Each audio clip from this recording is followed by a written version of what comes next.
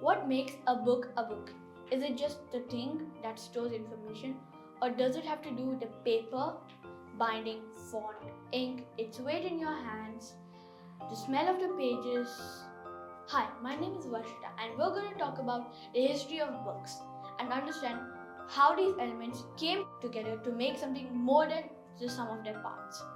The earliest objects that we think of as a book of codex, a stack of books bound along one edge. But the real turning point in book history was Johannes Gutenberg, a printing press in the mid 15th century. The concept of movable type had been invented much earlier than the Eastern culture. But the introduction of Gutenberg's press had profound effect. Suddenly, an elite class of monks had the ruling class no longer controlled the production of text. Messages could spread more easily and copies could constantly be produced, so printing houses popped up all over Europe.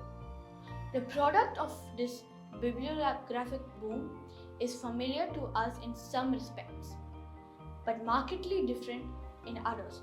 The skeleton of a book is paper, type, and cover.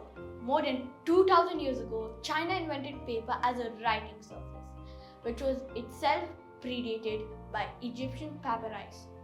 Eventually, the population of paper spread throughout Europe, replacing parchment of most printing because it was less expensive in bulk. And while today's mass production cover illustrations are marketing tool, the cover designs of early books were made to order the spine, even have a history, but they were initially not considered aesthetically important. And the earliest ones were flat rather than round. The flat surface made it easier to read, but allowing it to rest on the table, but those spines were damaged easily from stresses of normal use. A rounded form solved the issue, but the new problems arose, like having the book to close itself. But the flexibility was the most important part on the go readers. As the book evolves and we replace bound text with flat screens, electronic ink, are these objects really books, or does it feel of the cover or the smell of the paper add something crucial to it?